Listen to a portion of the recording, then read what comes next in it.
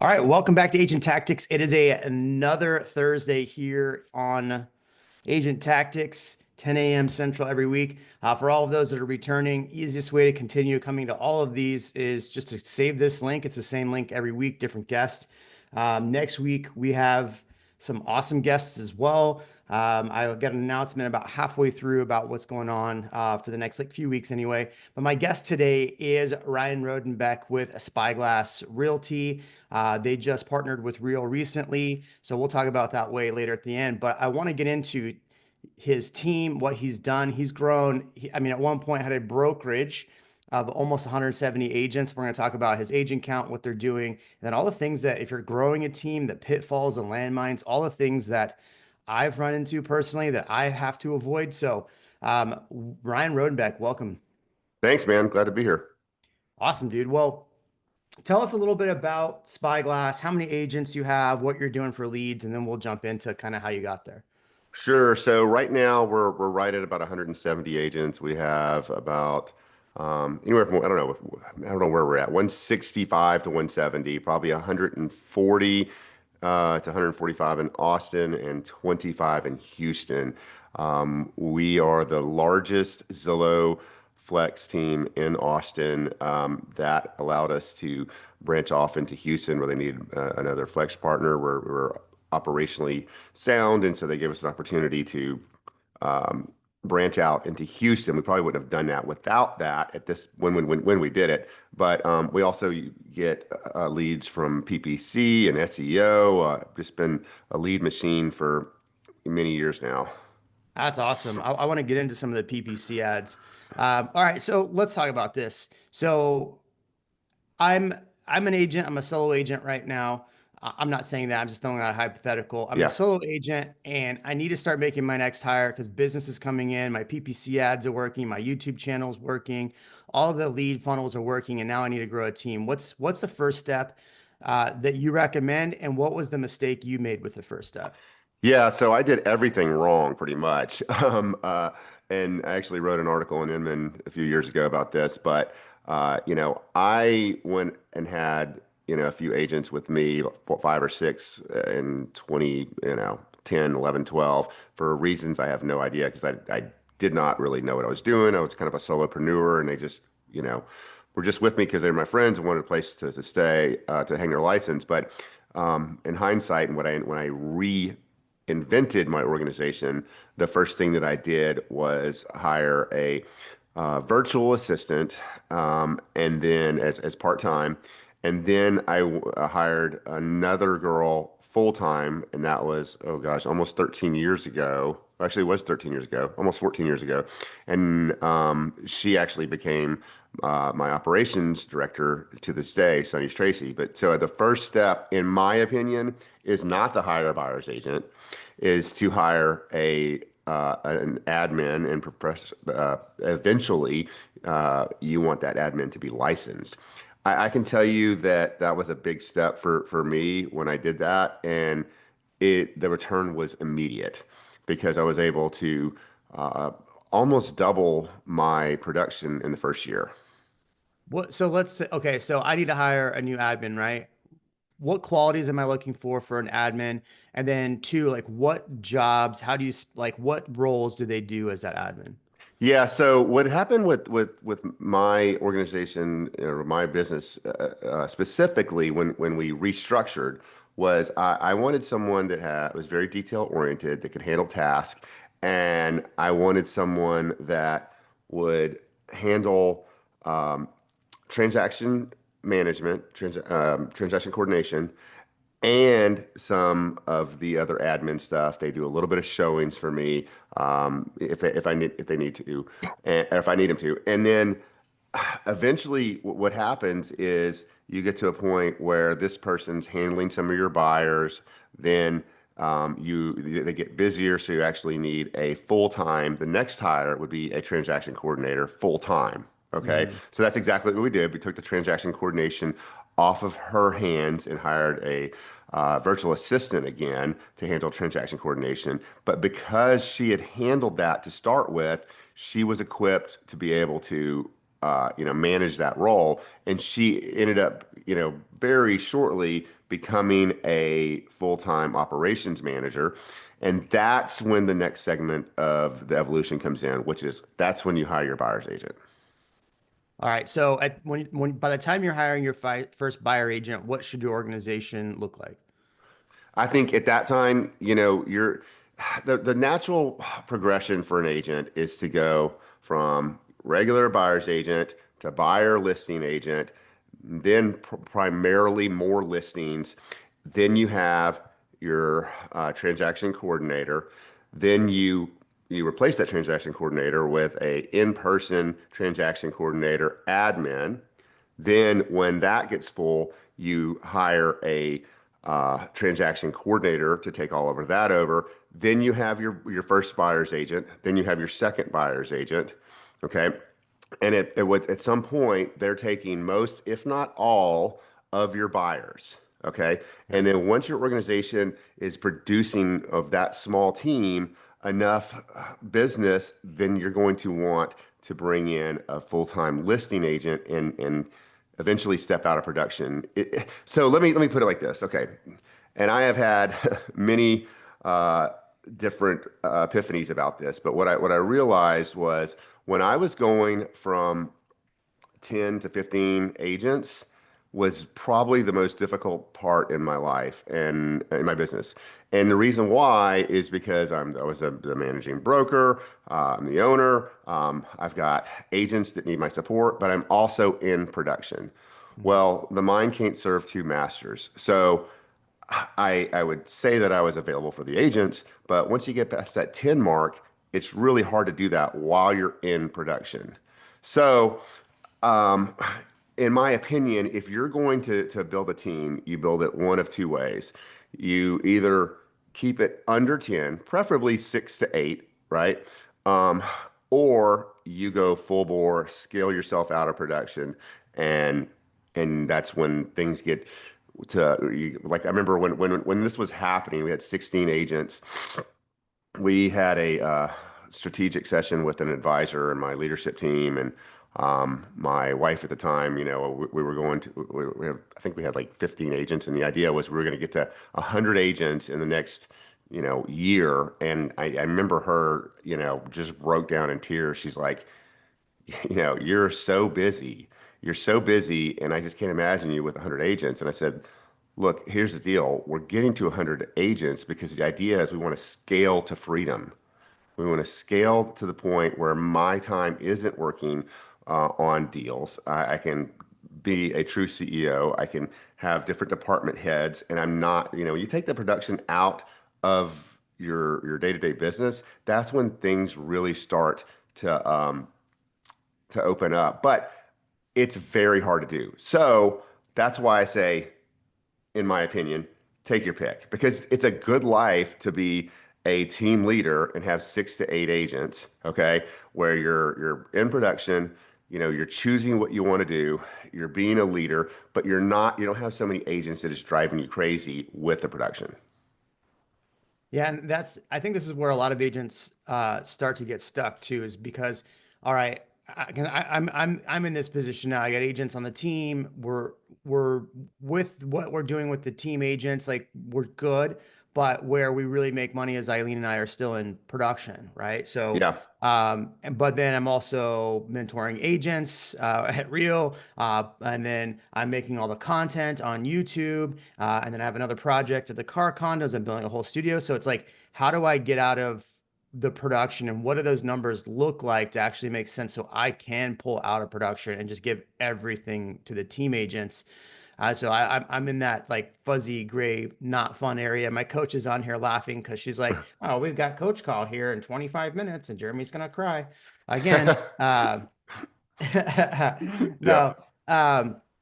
So I want to get back to as you're building the team because I think this is the messy middle where a lot of us get stuck in. So all right, so when you're getting to buyer agents, what is your main role at the time? Like you've got like three buyers agents, but are you still doing all the listings?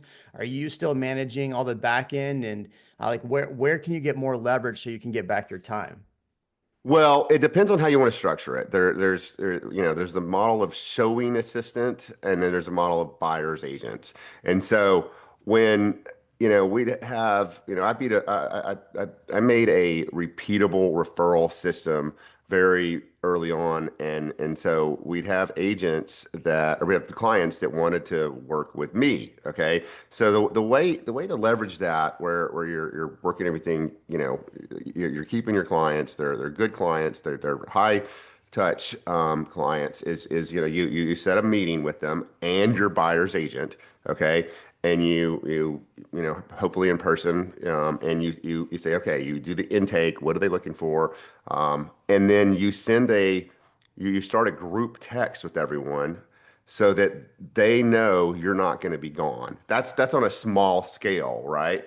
That's when a team leader such as yourself, like if you've got buyers that are looking for investment property, or you know it, it, it's a difference between, like, what I'm talking about is more of a showing assistant model. It's Mhm. your client. They're going to open the doors. They're going to write contracts, but you're going to be very high touch, right? Yeah. That's different from a buyer's agent model where you've got a lead that maybe isn't quite so important. Maybe you don't need you don't have that long history with them, and you could just hand them Mhm. off. So What's the showing? I'm curious, the showing model, like what is a fee breakdown? What are you paying them? What are their responsibilities? Because this is what we've done this in the past. And yeah, I know some people looking to scale. It's actually a really great way to scale quickly. But yeah. I'm curious what you're paying them typically, and then what their actual job duties are for the whole thing. Yeah, so I skipped that in my own personal business, but I've helped agents in my brokerage build that. And typically, if it's a showing assistant, it's a newer agent, right? They don't have to do as much, but open doors. They're learning through the process of working the transaction. So that's 25 to 35% of the deal. They're not as responsible for as much of the negotiation. I mean, they might write the contract, but you're going to review it. Whereas the buyer's agent, typically that could be 40 to 50%, because they're going to do everything from start to finish. Now, obviously, there's different models, different way to cut it, but this is the way that I've seen most people do it. Okay. I like that. Yeah. Anybody got questions on how he does that, or questions on that, or thinking about doing the showing assistant model? And Chase Giles, good to see you, buddy. It's been like forever, bro. It's been way too long. Way too long, and this is so timely because this is something that I need. I guess my one of my questions is who with a showing assistant are you scheduling the showings? Are you in, like typically I would be with my client talking about their criteria with their, what they're really looking for. They're sending me properties to. Am I scheduling it and then sending the list to the showing assistant? What like kind of how do those logistics work for you? It depends. In most models, a showing assistant is a way for a newer agent to cut their teeth, right? To get the experience so that then they can become a buyer's agent, and then they can rise up through the ranks and repeat what you did, right? So the way I would look at it is they're doing everything, but you're going to be overseeing it. In other words, you're treating them like, you're the sensei, they're the apprentice. Like, I want you to send me, like, you were in the intake, you know what they're looking for. Send me 10 properties that you think they might like, and I'll tell you which ones I think you should not show. I love that. Yeah. Yeah. You want to be, especially if they're your clients, you want to be quality assurance while still being able to teach, Hmm. you know? It does get a little bit harder when you have clients then looking at $5 million homes. Like, well, I could go on all these showings and run around doing this showings because I can show on Instagram that I'm showing $5 million homes. Raise your hand if you're guilty of that. Yeah, Uh, well, my advice is that you're not handing off the $5 million homes, right? yeah, yeah, Not, you're in a really good situation when you hand off a $5 million repeat lead. yeah, So, yeah, yeah. Um, All right, cool. I love that. One of the questions, and this is what I'm going through too as we're scaling, is looking at the actual finances of what makes sense, right? What am I offering? Like, what am I paying for on a monthly basis? Yeah, obviously you're doing Zillow Flex, you're doing PPC ads, so you have, a high spend rate every month, right? So Yeah. what am I providing for the agents? One. And then what's the fee structure with my agents, whether it's a buyer agent, showing assistant, listing agent? I'm curious because this is where we're also in the messy middle. Like we're getting all these leads, but now I'm like, okay, I need to adjust the fee structure a little bit because now I can actually see the bottom line and like where the dollars are falling. So I'm Yeah. curious, what does that look like for you? And if somebody's like trying to figure that math out before they hire, like what are your tips for trying to figure out that math?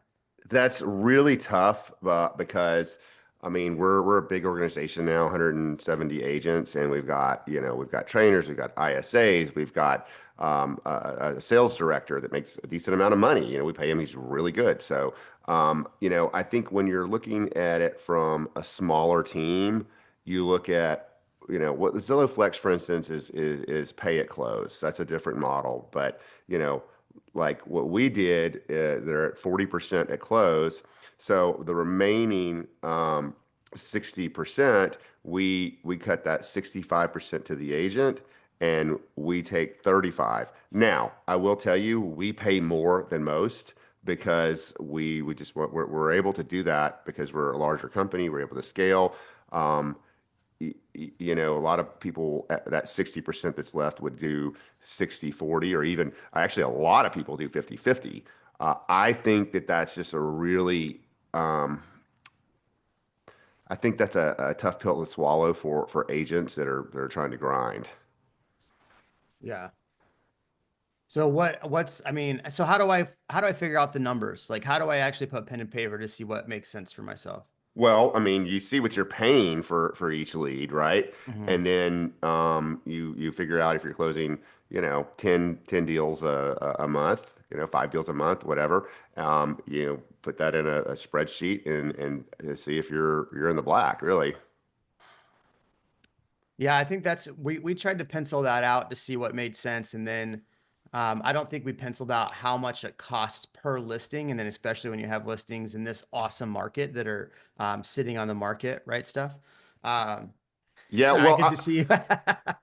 right. I will tell you that it's a totally different model for listings, and it's a totally Mhm. different service. Like for listings, if it has a referral fee of any amount, we if it we will uh, be 50/50. Actually, it's 50. Yeah, I think it's 50/50. Okay, but we pay for everything. We pay for photography, video, showing suite, all of that. And it is expensive. It is a gamble in this market. And I know we've had agents that have been complaining about, man, I wish I had buyers, but this market's going to turn, and when it does, you want market share.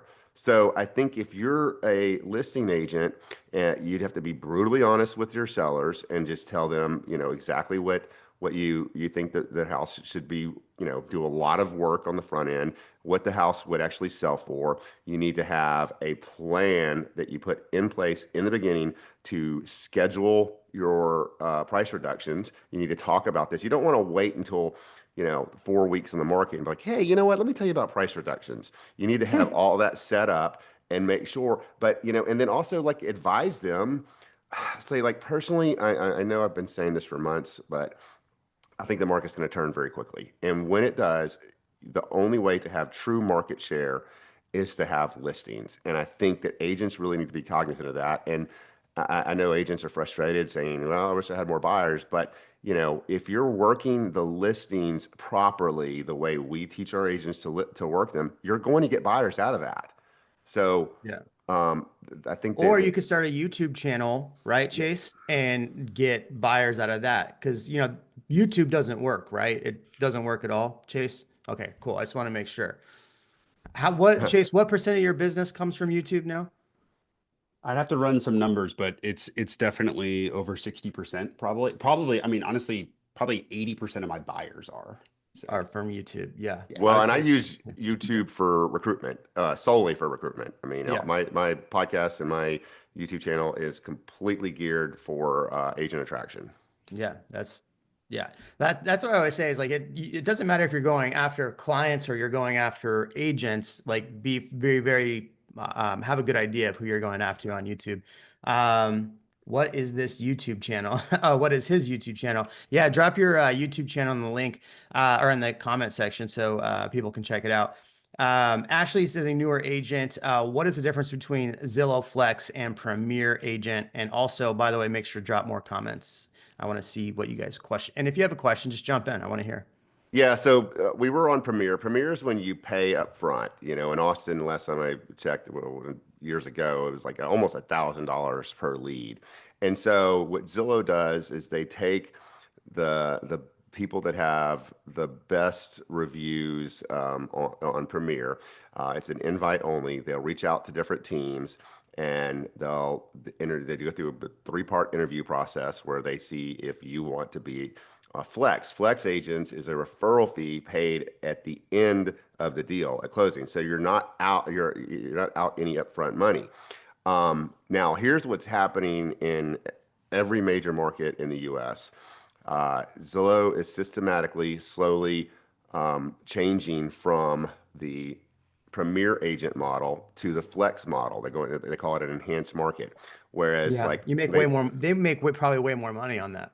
they do. And Yeah. so they started in Austin last year. And when they do that, what happens is the Premier agents that are paying, maybe not that much, maybe they're paying only 5 or 10,000 a month, and then they end up dropping off. Instead of selling those leads to another new Premier agent, they give them to the top 3 or 4 Flex agents in any given market. So we've seen that happen in Austin. And now I don't know if I think in some zip codes you can still buy some, but the model, as I understand it, is eventually they're going to go like Austin will be only a Flex market, only a pay at close market. And even Of course. the big brokerages here, the big teams here that are already doing Premier, they're not likely going to be receiving leads. They're getting lead cut, as I understand it, every month. Wow. Yeah. In a second, I want to just talk about systems. Obviously, my coach is on here, so she's probably grinning, saying, "Jeremy in systems? He's asking about systems. Yay!" She's clapping. Look, she's clapping. What questions do we have for Ryan so far? What epiphanies? I want to hear. Steph, I can see. I'm only picking on Pippi. I can actually see on the front screen, so I can see Steph, Chase, and Christy. So. I know Martha's in there somewhere. Hi, Martha. There you are. Curious what you got for him so far. Well, I can tell you right now, the biggest system that has changed the course of my business is no doubt using EOS, Entrepreneur Operating System, based off the book Traction and Rocket Fuel. And it's you can hire an implementer. It costs a lot. We try to self-implement for 2 years, which I think really helped us a lot.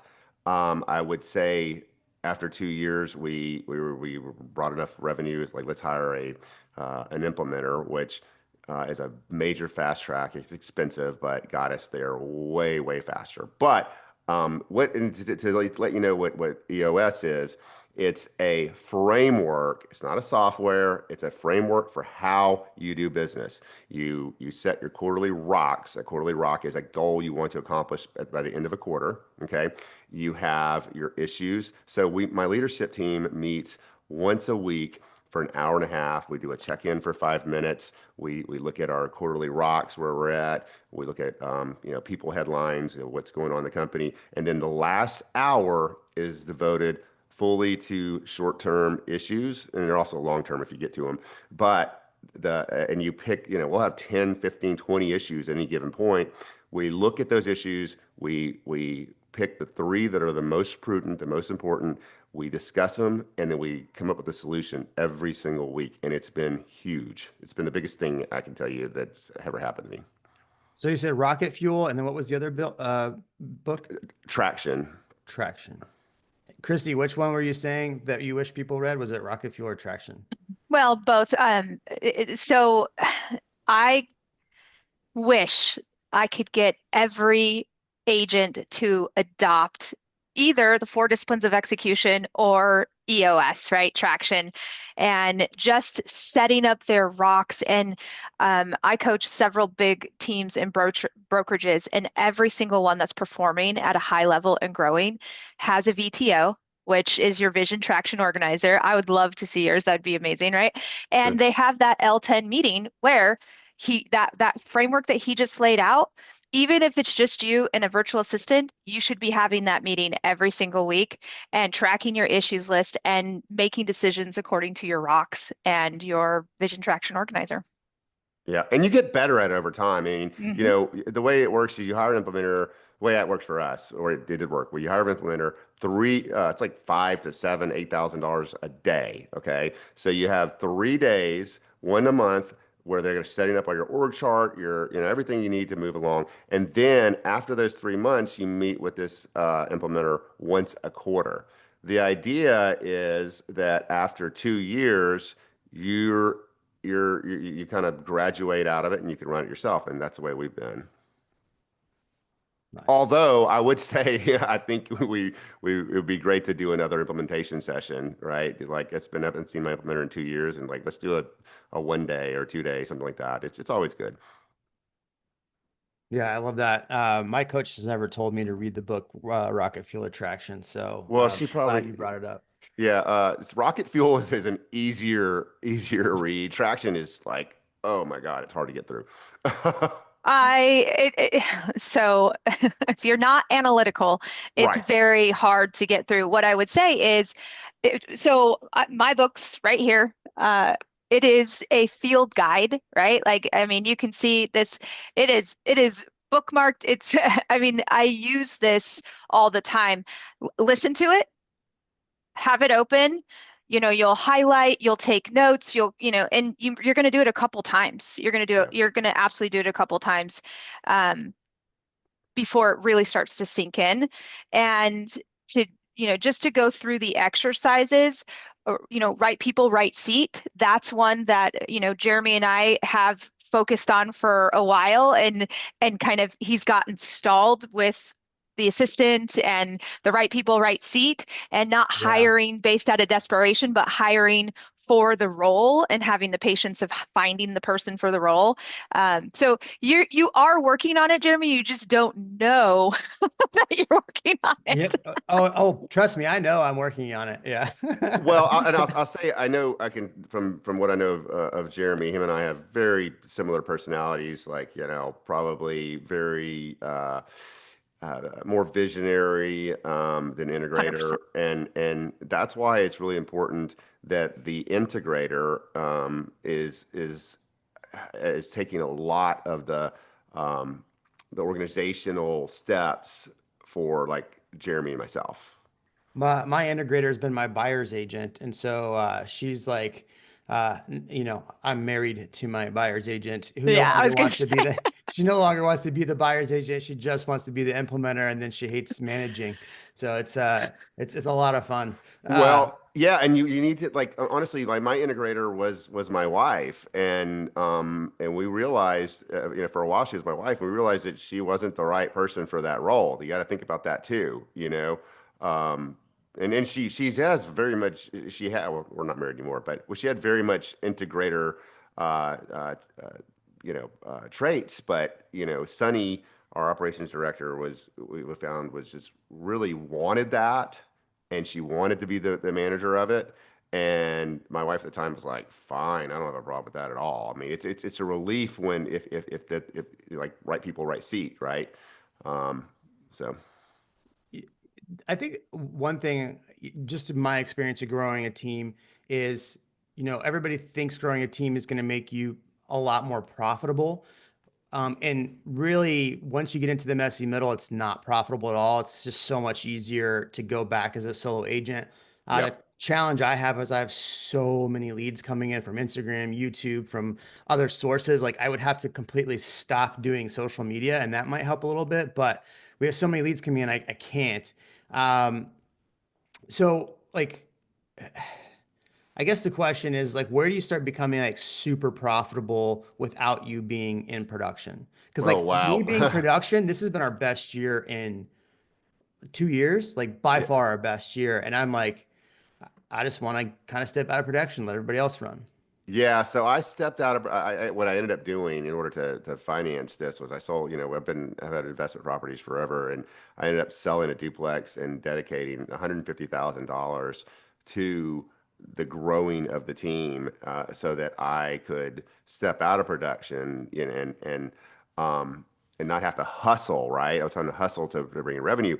And and so I remember, I think it was I had 35 agents when I stepped out of production, and my income went down big time. However, my life got a lot better because I was able to dedicate everything to the growth of the company and being the true CEO. So, I mean, look, my best year in real estate was, it goes long years ago, it was like 2018, 2017. It was like, 27 million as my own personal production. And so I think it was when I got to like 70 agents and I'm not selling any properties, was when we got out of the messy middle. I maintained the lifestyle that I wanted, meaning I'm not working nights and weekends. I mean, I work a little bit, but not much. And I was still making as much money as I was having done. Actually, 26 million when I did that, I didn't even make that much money because I was putting that money back in the company. But the Yeah. point is, getting to 70 agents was a good part for me to have a good income and not miss the income of being a solo agent or even a team Yeah. leader. Yeah. Jeremy, Yeah. I put in the chat. So to Ryan's point, most of the time, the financial structure of growing a team, that's not explained enough. And most of the time, that messy middle agents are saying, "Oh yeah, 23 million, this, that, and the other." And then you're like, "Yeah, but how much did you take home? Yeah. Absolutely. What was your net profit?" Yeah. So I was introduced to Andy Mulholland probably 2 years ago. I put his YouTube channel in here. He runs a company called Simple Numbers, Real Estate Bookkeeping Experts. Do yourself a favor because you don't have time. I already know most of you don't have time. And if you have time, you should be prospecting. But go in and grab like 15 of his YouTube videos, drop it into Notebook LM, and just say, "I'm a solo agent," or "I'm an agent with a buyer's agent. How should I financially structure this?" Because most of the time, that's the big problem, is that they don't understand the 5 simple numbers of growing their business. And as a team leader, we actually pay ourselves 3 different ways. You have a split with the team if you're in production, right? And then you also have a salary as a team leader, and you also get profit dividend. So you pay yourself as an owner. So you pay yourself 3 different ways. And now, as Ryan goes out of production, when he pulls out of production, or for instance, when his wife at the time, when she became out of that operator role, well, they didn't have to figure out how they were going to afford an operator because she was already getting paid a salary, right? So now we can move someone into that position because it's already been factored in. And so, yeah, check out Andy Mulholland, figure out your 5 simple numbers. If you don't have time to watch it, drop it all into Notebook LM, have it summarize it for you, have it help you, ask it questions. It'll help you figure out your financial structure. Yeah. Yeah. And I'll Right. tell you another thing, another funny thing that happened when my wife stepped out of that role. She was very risk averse, right? She was a CPA and very risk averse, very. And so when she stepped out, she was like, "Look, she was also our stager. It's like, I'm gonna quit for 6 months, right? And then I'll come back in some capacity." Then like I didn't have to run things by her, and she was fine with that because I mean, obviously she wouldn't have been fine with it if in 2 months, 3 months, I would have, lost a whole bunch of money. But I was able to, not run decisions by her, and like she's also very stress averse too, so it worked out perfectly. Yeah. I'm stress averse too. I don't like to stress and I stress too much. Which is funny. Like, I don't need to stress. Like, it's so funny. Like, yeah. Um, All right, I want to get into asking more questions and get to your questions.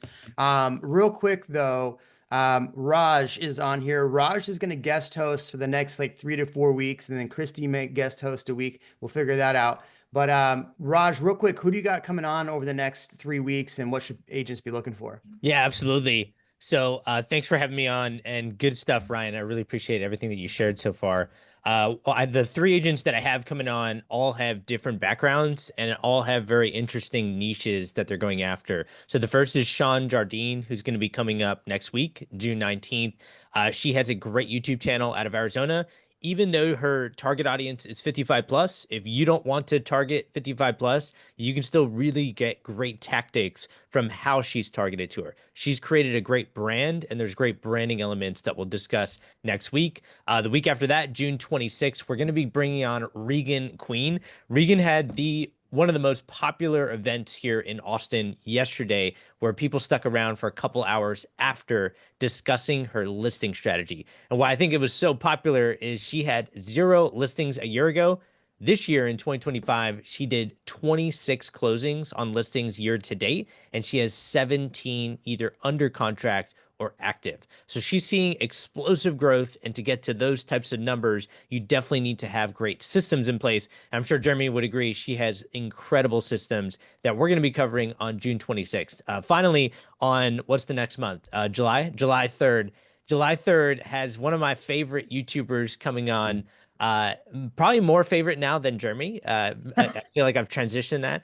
And his name's Seth Capel. Seth is hitting his third inflection point. If you don't know anything about social media, there's different inflection points that you hit. And his third inflection point now, he's got 100,000 views in the last 28 days on YouTube, all organic growth. And most importantly, he's now getting leads every single week. He just signed a $3.5 million buyer last week that called him through YouTube, that was already bought into his brand, that he had to do very little selling on their first phone call to sign him as a buyer. So he's going to be coming up July 3rd. A lot of people, a lot of heavy hitters coming up that are seeing a lot of recent growth. Regan was recent. Sean Jardine's recent. Seth started his YouTube channel 15 months ago. So very, very recent. That's amazing. Awesome. Thank you so much for stepping up and taking over. I'll be gone for a few weeks. I'm going to Austria to go to the Austrian Grand Prix. I'm a big F1 nerd, so that's where I'll be. So thank you so much, man. I really appreciate you doing that. I really recommend, if you're struggling with listings and a process with listings, I highly recommend jumping on the one with Regan. She did her talk yesterday here in Austin, and like, I was taking notes. My listing agent was there, like, furiously burning ink in her pen. So we had a lot to talk about after that. And then obviously Sean, I've had on the channel before. She's fantastic. And then I'm curious to hear Seth as well. I will be listening on that one because it's really awesome to see what he's done with the channel. And a lot of it is because he, partnered with Raj and really worked with Raj. So really awesome there. So cool. All right. So let's get back into what we were talking about with Ryan. What other questions you have about growing a team? What are you stressed about? Martha, I know you've got tons of questions. Steph, we haven't really heard from you yet. Somebody just unmute yourself and just have at it. I'm curious. So can you give me a simple 1 through 5 step that you would do if you had to start all over again in this market? To do what now? Just to start a team. If you were to start a team today from the ground up, what would be the first thing that you would do? Yeah. So, well, the good thing about your husband joining you is ideally you're probably, you're sharing your income. You don't have to pay. That's great. Okay. So you can skip a step somewhat, right? In other words, he's going to be taking some of your buyers. You want to work the plan just like we talked about. He's going to be new, so you want to make sure you're on a group text with the consumer. And then do you have a transaction coordinator now? Like a virtual or? Virtual, although she's in town. But Okay. Yeah, that's fine. When you have enough revenue, I think the first step is going to be hiring an admin, right? And you can You can do that in couple different ways. You could start, like I actually started off with a part when I reinvented the system. After I'd done everything wrong, that is, I started off with a virtual in-town person that did admin for me, and then I had that and a transaction coordinator, that pay at close transaction coordinator, and then eventually you get your admin. And the way one of the ways that you supplement that cost is because when you get your full-time admin, at first you're going to fire your transaction coordinator. You're going to train him to do that. That's going to help you take that income that you're paying for transaction coordination, put it towards a salary, and then and once you get busy enough again, then you go back to the transaction coordinator. Your admin becomes your full-time admin, and then you're ready to hire another buyer's agent. So I don't know if that's 5 steps, but it sounds like it. No, very helpful. Thank you. Because it's honestly, there's so much that as realtors, we can be doing. And for me, it gets extremely overwhelming. Yeah, for sure. So I appreciate the answer. Thank you. One question I do have, I think Ashley said, she's in the chat here, said she's a newer agent. I think that we've been looking at it from growing a team perspective. If somebody's joining a team or looking to join a team, what do you think when you're building your team? What should you be doing to, like, if I'm attracting an agent to my team, right? What are the things I'm going to actually offer them, and what should they expect to get out of joining my team? Yeah, and I've had the same speech for probably 15 years now. There are three things that an agent needs to look for that a team leader or broker needs to provide. Number one is systems. And when I say systems, that's going to be technology as far as, CRM, email distribution, things that agents don't need to worry about. Okay. Now, when I started giving this speech 15 years ago, not everyone had systems. Now, here we go, 15 years later, almost everyone has systems, but now you have to determine which of those systems are going to be the best. You're going to be looking for technology and automation. What is going to make my life easier? For say, as an example, as a brokerage, we send out an automated newsletter for every agent, for every person in their database, that gives market stats, whatnot. We have ReChat that able to help them market properties very easily. So that's thing one. Thing two is training, and training comes in all different levels.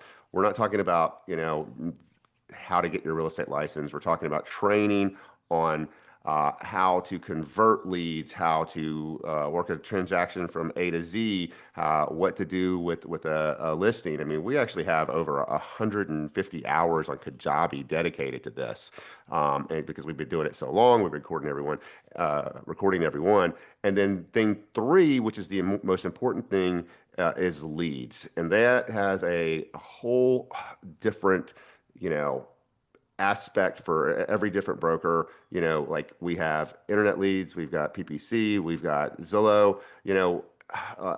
Jeremy, where you have is a very high intent. Like you probably don't have nearly as many leads, but they're higher intent leads than what we have, and they don't cost as much, right? So the leads can come in any form. Some, it used to be like, oh yeah, you can work my open houses. Well, that's good for some people, right? But there's only a certain amount of leads from that, and you can only have so many. You can only scale that to a certain degree. So again, if I'm reiterating, systems, training, leads. Love it. Okay. I wrote all that down. Awesome. So we got about 5 minutes left of questions, and then I want to ask him about joining Real. And I usually leave that to the end so people don't want to, like, his experience taking 170 agents and why they came to Real. I like to leave that to the end. That way it's not like I try not to do any sales pitches or anything on here. So, but I do want to be able to ask him that question here. So in about 5 minutes, I'll let you know, and you can bounce out if you don't want to hear that. So, what other questions do we have for Ryan? Question is, does Real allow you to join teams that are from like a different state? Like I'm in Maine, our market is so different. So we don't have like big teams like you guys do out in like Texas or California or Florida. Our team is like all of 3 whole people because that's all we can handle. But Mm-hmm. if like myself, I'm going to be an associate broker in like 11 days, yay me. And I've had one transaction because I don't know where to go and where to look. And I want to join a team, but I don't have a team to join. Does that make Mm-hmm. sense? Yeah, yeah, you can join a team that's not local. I mean, that the team has to be licensed there. Other than that, you can join a team. If a team's looking to expand, like Ryan's got a team agents in Houston. So yeah, you can definitely do that. Yeah, to piggyback on that, what I would say is, if I had a model that was easily transformed into, what state are you in? I'm in Maine. In Maine. So if I had a model that would be easy for me to, set up shop in Maine, like if I wanted to, expand there, and just to be clear, I don't have this right now, but a lot of people do, okay, is like I can take my systems. I mean, theoretically I could do it, right? I could set up shop in Maine. I could support your company. You'd fall into my systems and then allow you to grow. So, I mean, if I were you and I were looking for that type of relationship, I would get on the message boards and say, who has systems that they want to expand to Maine. We want to grow our team. We just want the support of an operationally sound company that can support that. Okay, Yep. awesome. Thank you. Steph asked a really, really good question. We got a bunch of people in here that do content. Raj, myself, you. We got Chase in here as well. So this is a really, really good question. What about hiring out as far as social media editing, management, content creation? How did you do that? Oh, I've well, I mean, you and I talked about this before, Jeremy. I started out doing that by myself, right? Any type of technology, any type of marketing, I always do it by myself for at least a couple weeks. Like right now, I'm learning High Level, right, which is a marketing platform. I'm doing that. I've been 3 weeks in it. It's hard to do, and then I'll be able to hire someone, either a vendor that will do it for me, or in my case, I've got a marketing director that handles all that stuff. But just it's the same thing as when you're building a team. It's the same flow, in other words. So basically, I'd hire someone virtually at a discounted rate. And once it started bringing in revenue, I would bring it in house. So like right now, we've got my marketing director who's does a lot, but he usually records my podcast. I've got a videographer. He mainly does what do you call it? Make your Uh, podcast. no, not the podcast. He does, right. We have in-house photography and videography for listings. Okay. But I also use him for, any special events that we do. Now, I will tell you, we're a big company, and right now, revenue, the sales have been horrible. It's getting better in the last 2 months, but and the natural progression for me would be to hire another videographer because see, we don't bring in that many leads on videography like Jeremy does, but we're getting there, and so the next progression for me would be to hire a full-time videographer dedicated to my content. Yeah. I would say, Steph, look, we've talked about this a lot, and maybe if I can help answer the question a little bit better, or if you want to rephrase the question about something specific. Raj is on here. We did a full video about how he hired out VAs through Fiverr and his whole process of how that works. So he did Fiverr. Don't know what Chase does, but I've hired a person. Mine's between 4,500 a month and 5,000 a month, around there, and that he's responsible for all of our content. We shoot once a week, but I went to Wise Hire and posted on there. But but I took what Raj does, and Raj wrote a very like specific job creation of what they needed, what the expectations were, and that's how I posted mine. Well, and the funny thing is that the process that I explained for growing your team, the system is the same for anything you want to scale, right? Yeah. Do stuff yourself, hire virtually, hire part-time, hire full-time, scale up. It's the same thing. If you're doing marketing, if you're doing content, if you're growing your team, it's a very simple process that you can write down and then apply to almost anything in your business. Nice. Did that help answer the question? Yes, thank you. Awesome. Cool. What else have we got? What's left? Raj, you're always growing, asking good questions. What do you got, bud? Yeah.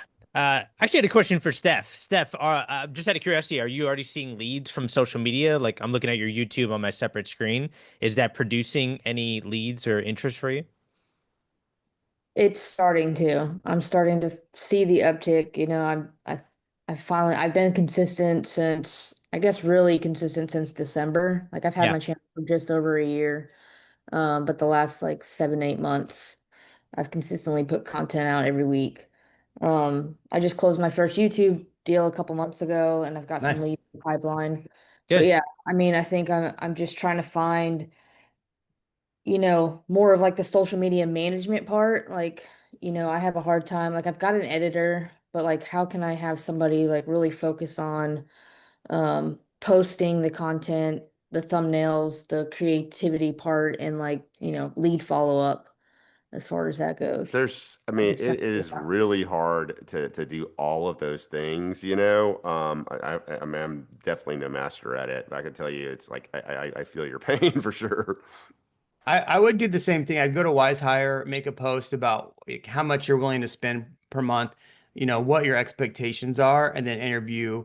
I interviewed a lady that could do that. So there are people out there that will do that job and do the same thing. Go to go to Fiverr and say, hey, I want a full-time person or a monthly person. I'm willing to spend, $1,200 a month, whatever it is, to do all of that stuff for you because you really got to look at that time that you spend. Like I no longer post I'll post my stories, but all of my stuff on Instagram and TikTok and all that, I have a VA that does that for me. Have I any still of make you my YouTube here thumbnails. used Reels virtual assistant assistantly? I have I haven't looked at it, no. I just That didn't know what your virtual assistant is and if any of you have used it and what you recommend for that. Used what? What is it? Reel has a virtual assistant called Assistantly, and I didn't know if anybody's used it and what their feedback was. No, I haven't used that. I will tell you, I've gotten a lot of virtual assistants from onlinejobs.ph, which is kind of like the Indeed of Philippine, the yeah. Philippines. Yeah. Yeah. Ryan, I had a question for you. When I'm looking at like Steph's YouTube channel on the side and I hear a question about social media, immediately I look for a niche for that agent. Like, what are they focusing on? What's their unique value proposition? Are you doing something similar for agents that are trying to grow on social media? And do you agree that in this market right now, they should niche down? Or what's your take? Yeah, I mean, we used to do a lot of coaching on YouTube, but the reality is a lot of agents don't have the consistency and Yeah. to do that. But definitely, I've had YouTube consultants, and one guy, I don't know if you've ever heard of him, Owen Video, is really great, good friend of mine. But he talks about, what are your core values? What is it that speaks to you, and really go towards that audience. So like when he was giving a class, we had, if you're into the church scene, go for the church scene. If you're LBQT, like, we have one girl I was working with, this is very into the assisting the gay community, right? It was just funny you put those two together right there, and like that's so true, right? And now it doesn't mean and this is what my opinion, you don't want to niche yourself out of any market, but then you speak to that audience, Yeah. and you're not exclusive. I mean, eventually, I mean, if you're looking at golf course communities, hopefully you get to the point where that's all you do, but you don't, when you're still growing, you don't want to single any community out because you don't have enough business to do that, right? Yeah. Yeah. Like So what I'm hearing lakefront. you say, yeah. Sorry, go ahead, Ryan.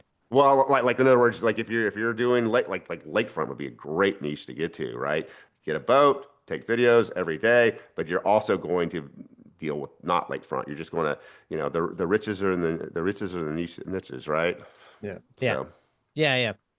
Well, cool. We only got a few minutes left. I do want to ask Ryan. Ryan, so you brought 170 agents over to Real Broker. You were an independent broker yourself, and you came over with agent with the what are they?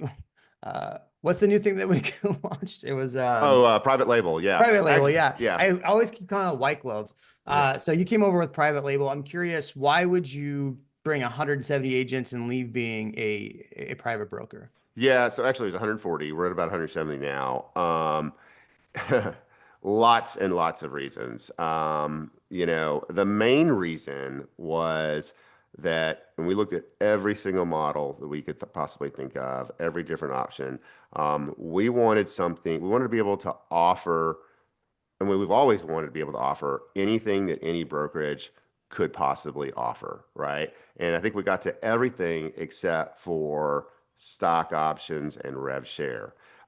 We wanted to make sure that agents had a reason or that they didn't have an excuse to leave. So, if you go to any of the rev share models or any, Compass or anything like that, you're very likely to be able to get some kind of company stock or equity. And so when we looked at all the different models, Real was the most appealing to us. And the reason we did private label was because we are very well known in Austin. And I did not want to give up that brand. And also, we picked Real. One of the reasons we picked Real is because they didn't have much market share in Austin. San Antonio, they dominate the market, right? Here, there are still agents that have never heard of them. We saw that as a plus because that means we're able to, be a pillar in the Real community. We'll be able to anchor behind Real. We'll be able to recruit from other rev share models, Compass, different ones, right? And so I've always said, if you're an agent and let's say you have a team and you're a brokerage, you don't put the team name in front of the brokerage name until your team name is more popular than the brokerage name, right? That when your brand is big enough, you can do that. So in the case of Austin and Real at this particular time, Spyglass Realty was a bigger brand than Real. That's probably going to change. I hope it will. I'm almost sure it will. But at this point, we wanted to lead with our identity. Now, I will say in hindsight, there's some major advantages of going, the Spyglass Realty group at Real, because right now we don't promote Real, and I think it would have promote us in our branding. And I think that would help us with attraction. Not that much, but eventually there will be a time that Real grows enough where I think it'll help a lot. Awesome. Yeah, I love it. I'm always curious because you have to look at the dollars, right? This whole conversation that we've had is all about, growing a team and how to grow a team, whether it's a brokerage or a team. And so when you're looking at different models, you have to always look at the bottom line. What's going to be most profitable for you? What's going to give you the most in return? Being the fact that now you're plugged in and now you can get national leads around and have a big name in a market like Austin, I think is huge. Well, all right, we hit 11 o'clock. Ryan, thank you so much, man. Everybody give Ryan a big thumbs up in the comment section. He does have Realty Hack YouTube channel. So if you want to see any of this stuff that he's done, or reach out to him and he can plug you in with some of the stuff that they're doing over there. Ryan, thank you so much, man. Yeah. Hey, thanks a lot. It's been a pleasure.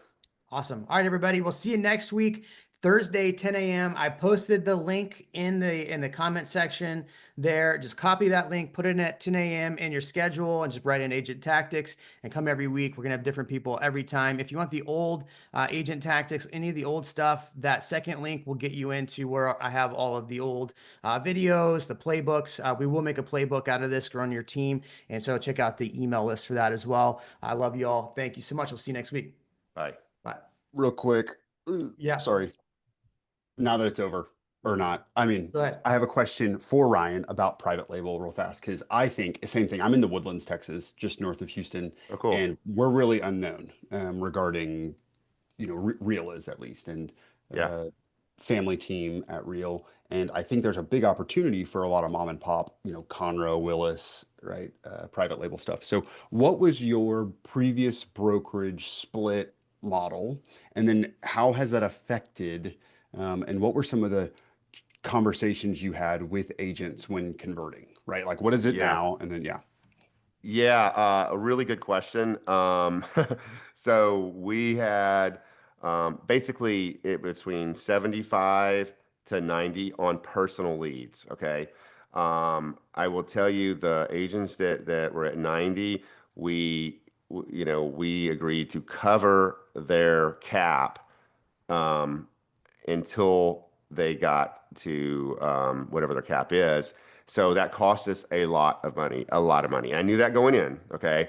And we got 100% adoption from every agent except for maybe 3 or 4 that were on the way out. They're not producing, whatever, okay? In hindsight, I might have said, look, this is the way it's going to be. We're going to change the model completely. And if we'd have lost a few agents, that would have probably been okay. Okay. So moving forward, then we also made the commitment to our agents that nothing is going to change financially for them, and it hasn't. Okay. But what we're doing for any newer agents is we're putting them on the newer split, which is, basically on their own deals is 80-20 to the cap. And then I think it goes to 90 after that. That's something.